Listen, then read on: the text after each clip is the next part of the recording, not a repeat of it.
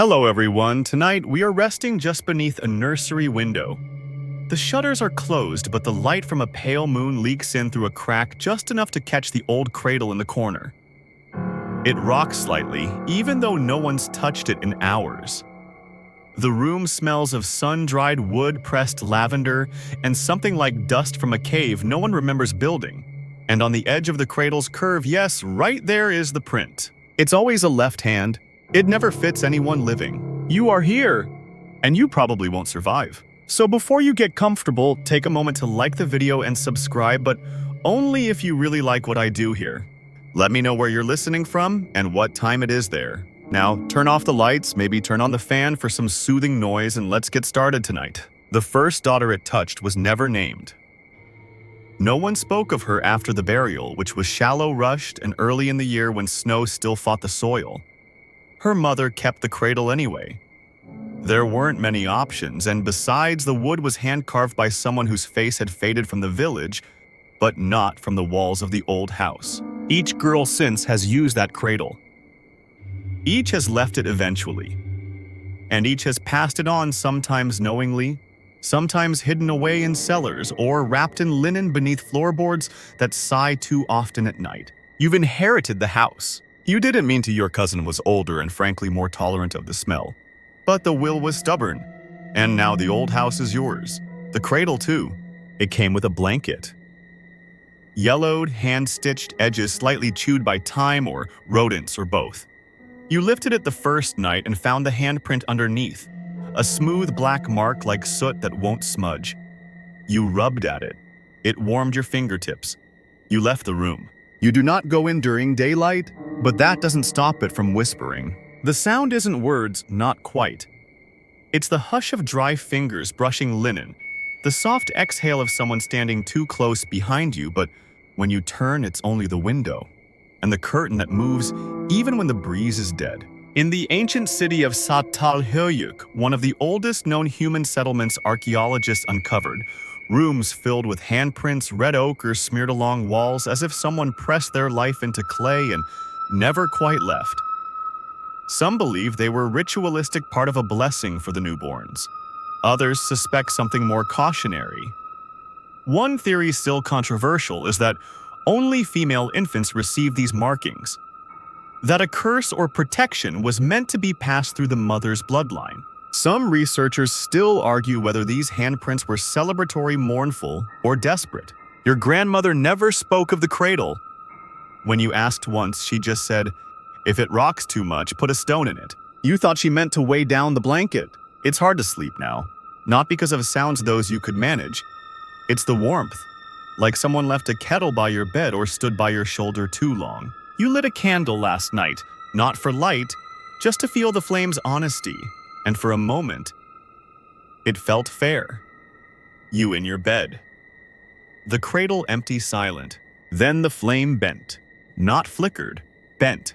You did not sleep. Your neighbor, the one who brings plum wine she won't drink, herself says the cradle should have been buried, not kept.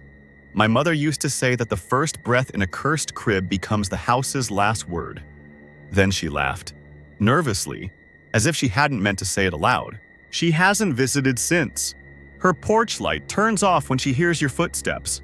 The local archivist, a wiry man who smells like ink and time, offered you a peculiar page from an old journal written by a midwife in 1712. Some babes wake to blackened skin beneath them, hot to touch and silent to cry. Always a left hand. Always the girl ones. When I wash the mark, the cradle weeps. You did not ask for more pages. 3 nights ago, the cradle rocked once. Just once. You weren't in the room. Last night you dreamed of fire, not flames, just the shape of heat. A memory of your mother's breath on your brow, her voice singing that tune. Wait, you don't remember your mother singing. You hum it anyway. You always have. It's possible the handprint isn't dangerous. Maybe it's a memory. Maybe every woman in your family rocked that cradle while whispering the same lullaby.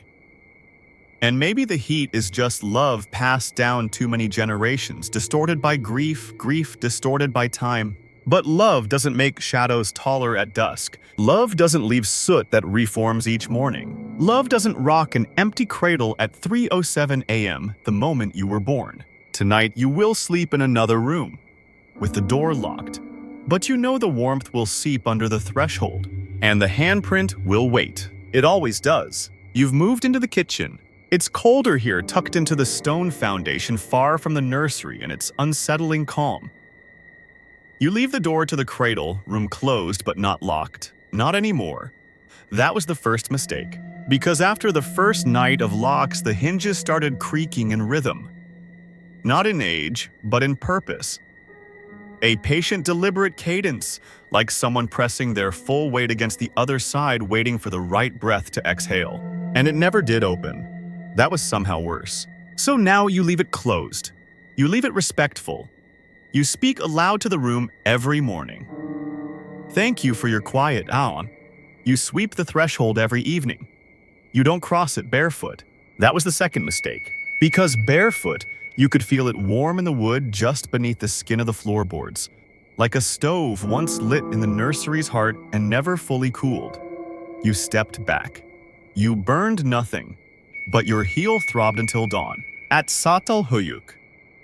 Again, yes, we're back there. Some rooms had floors that had been burned and rebuilt over and over. Archaeologists call them clean layers. Sometimes they say ritual demanded destruction before rebirth. Other times they suspect the fires weren't planned. Some researchers still argue whether these repeated burnings were sacred purges or just desperate attempts to erase something no one could name. You've started placing stones on the cradle. You pretend it's for the legs. Balance. Stability. But one of them is river-worn. One is volcanic. And one you found buried behind the house beside what looked like 3 empty birds' nests stitched together with black hair. You haven't told anyone about that part. The jokes write themselves now. At least it's not a cursed microwave. Well, I always said motherhood runs hot in our family. You know, if the cradle rocks itself, you don't even need a babysitter. You laugh, then you stop. Because the cradle rocks on nights you don't speak. As if it resents being ignored. As if it listens. The archivist gave you another fragment. You didn't ask, but he placed it on the library counter while pretending to reorganize the folktale shelf. This one was in Latin, half translated by someone named MC Leland. It is said the Matrilineal flame may pass unbidden from breath to breath, and that daughters carry not only the voice, but the smolder. The first crib is not a vessel, but a match. The cradle creaks differently now. Not like a tired swing, but like an echo through something hollowed out. A rib cage. A kiln. You tried moving it into the shed. That was the third mistake. You wheeled it through the grass at dusk, hands gloved, body careful. Halfway to the shed, your wrist prickled like a spider ran across it. Then again. The cradle grew heavier. By the time you reached the door, your shoes were smoking. You didn't see fire. You didn't smell it. But the soles had softened, warped slightly, as if walking over embers. You brought the cradle back, apologized, out loud. No one saw you, but the curtain in the nursery was drawn differently the next morning. Wider, like it wanted to see. There's a mural in the bathhouse ruins of Ancestry carved long before Rome knew how to blush. A line of women, all left hands raised, all eyes closed, each palm touching the small of the back of the woman before her. A chain of warmth, a line of grief. Some scholars believe it represents a cleansing ritual. Others say it's a warning that grief carried through generations must be acknowledged, or it burns through the first thing a child touches. You touched the cradle again this morning, not by accident. This time you placed your hand where the black print sits. Nothing happened until your breath fogged the window, and the fog didn't fade. It stayed, shaped into 5 wide fingers, slightly offset from yours, the ghost of a cradle's mother, or the mother of a cradle's ghost. You cleaned the glass. It returned. You polished it with vinegar. It returned. You left it finally, and it changed shape, slowly, from hand to ember, from ember to cradle, from cradle to nothing. Now you sleep in the hallway. You don't face the nursery door. You keep a warm stone at your feet just in case. You've started humming the lullaby again, the one you don't remember learning. It helps somehow, though it never feels like your voice. A friend came over yesterday. She brought sage and sharp skepticism. She waved smoke in corners, laughed at the nursery, told you you'd finally gone cottage core witch on us. She didn't laugh at the cradle. She left mid-sentence. Didn't take her coat. Texted 3 hours later. Sorry, I just remembered I have something. Please don't follow up. You didn't. You knew better. Because this cradle doesn't want drama. It wants ritual. It wants memory. It wants daughters. And it remembers all the ones who tried to forget it. You don't call it the cradle anymore. Not aloud, not in thought. You've noticed that words, real words, seem to stick to it as though it's listening and filing everything away. In a memory deeper than yours. Now you call it that thing or the corner. Sometimes you don't call it anything at all. Just leave a mug of warm water near the threshold before bed. Not as an offering, just in case. The warmth in the floorboards has changed. It's less like a hearth, now more like breath. Damp, shifting. Not always from below.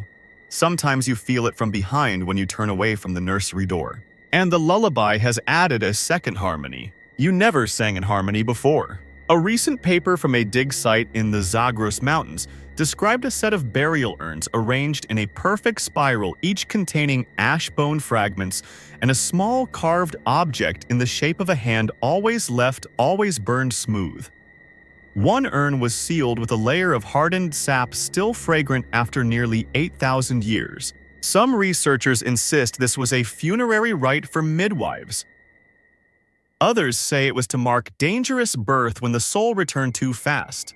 One professor argued on record that it was a sign of memory being passed the wrong way, from infant to ancestor. You've started having dreams. They're not yours. They begin in a cave.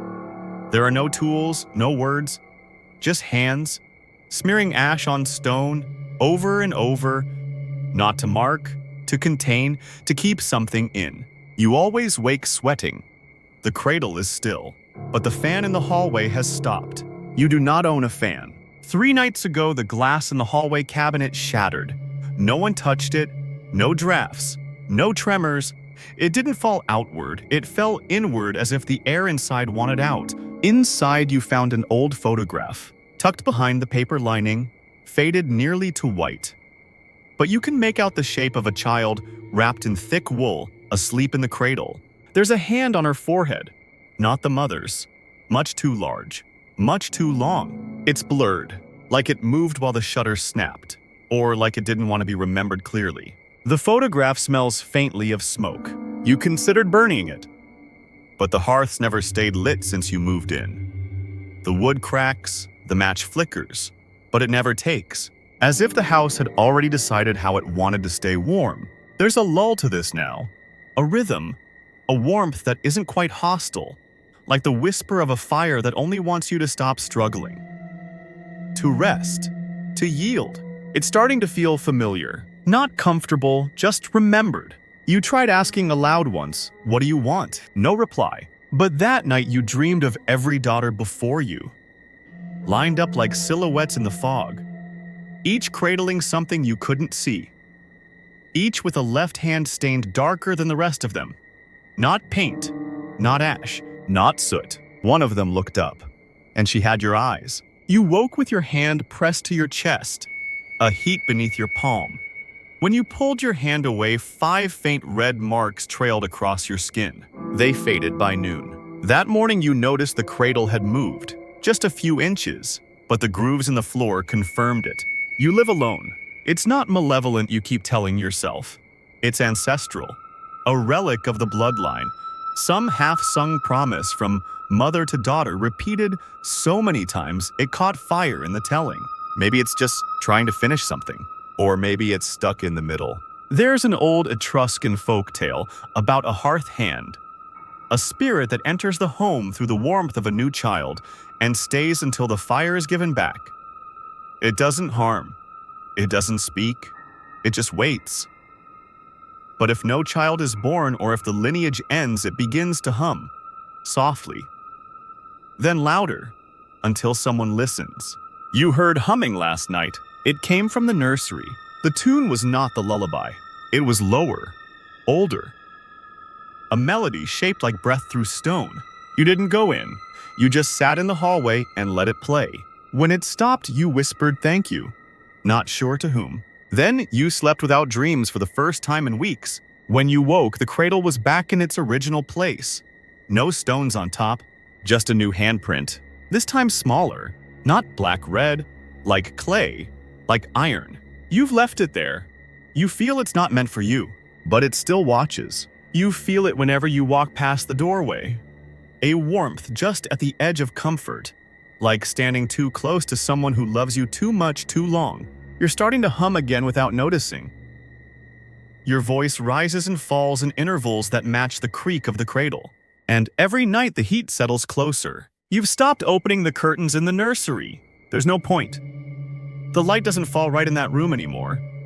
Even when the sun is high and the rest of the house glows in amber and dust, the cradle's corner stays dim like it's underwater, or sunk into some other hour that doesn't belong to this day. And the shadows move slower there. You tried filming it, just once. You set up your phone on a shelf, angled it toward the cradle, and left it running all night. When you checked the video the next morning, the screen was black, not blank, black, as though light had entered and decided not to stay. And then, at the 33rd minute, a static warmth filled the audio, not a sound but a hush. A pressurized silence, and under it, faintly 5 notes. Not music, not melody, just the memory of breath shaped into lullaby. The phone shut off. You didn't try again. An old ethnographic account from a coastal Irish village in the 1800s described the ritual of Liabana Gcn, the bed of heads. When a girl was born into certain lineages, a handprint was pressed into a hollow of warm ash, then sealed in clay. This would be buried beneath the child's cradle to weigh the soul. If the clay cracked in spring, it meant the child's voice had woken something too old to name. Some scholars believe this practice was invented to calm frightened midwives. Others think it was to mark chosen blood. A few quietly suggest the ritual wasn't for the baby at all. It was for the house. You no longer lock the nursery. You leave the door cracked, just enough to let it breathe. The lullaby has begun humming itself when you're not around. You've recorded that too, but only in your memory. The cradle sings while you're boiling tea, while you're brushing your hair, while you're blinking. Not always aloud. Sometimes it's in the whistle of the kettle, sometimes in the pressure behind your eardrum, and sometimes worse still, it's perfectly silent. But you know the notes anyway. That's how you found the crawl space. You were following a vibration, a warmth beneath the floor as you stepped, almost like walking on the hum of a cello.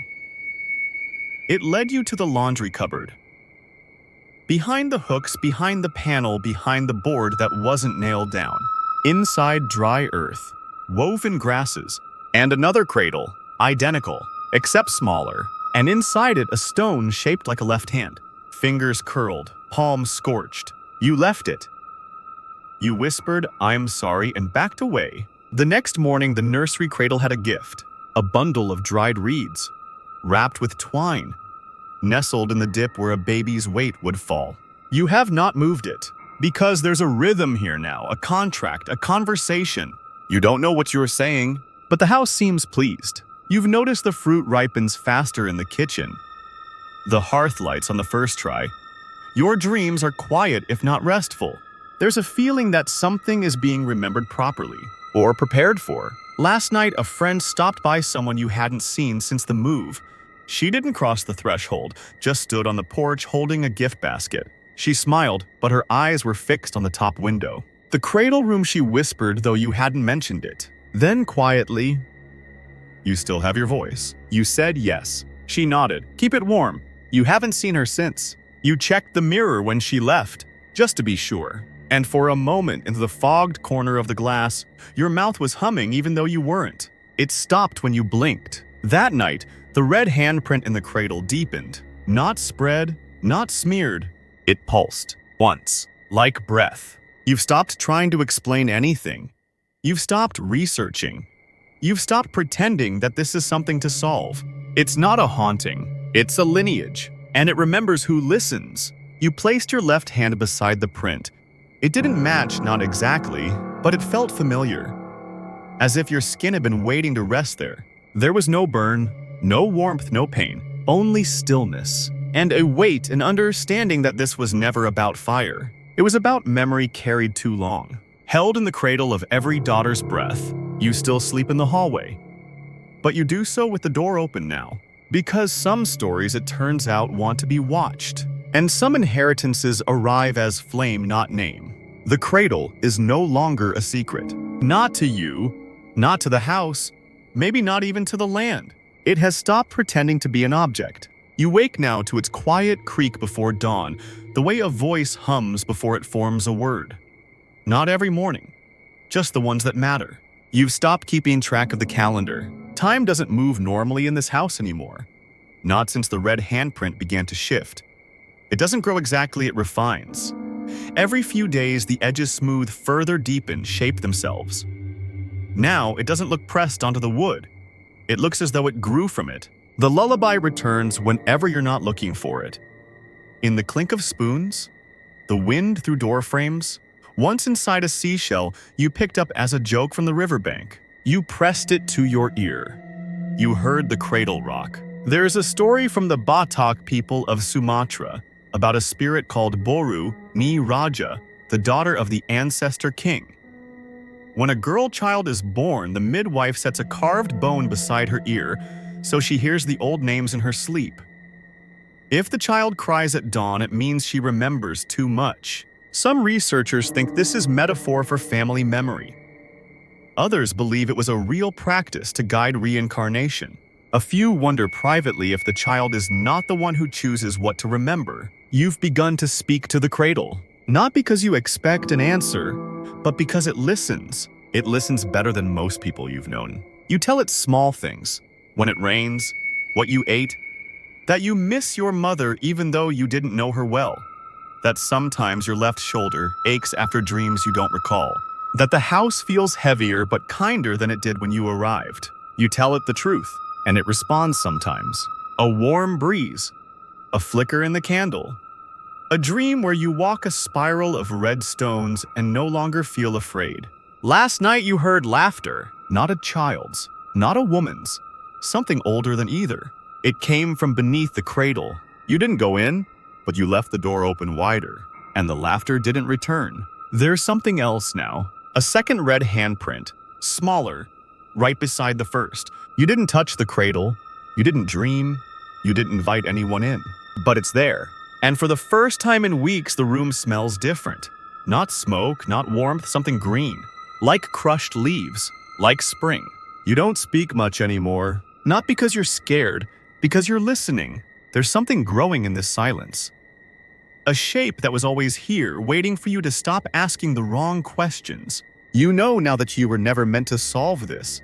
You were meant to remember it, to feel the shape of it in your bones like an old song that doesn't rhyme anymore but still fits your voice. You've begun humming as you sleep, not the lullaby, something slower, more ancient. And every time you wake, the cradle is still. But the room feels fuller, like someone is sitting beside it, not watching you, watching the space where a child might be. You are not pregnant. You are not planning to be. But the house doesn't seem to mind. It rocks the cradle anyway. It warms the floor. It waits. And you have begun to wait with it. Not for a child. For the moment the handprint fades. Because when it does, you know something else will begin. And it won't need your name. Only your silence. Only your breath. Only your voice carried warm through the bones of the cradle until someone else listens.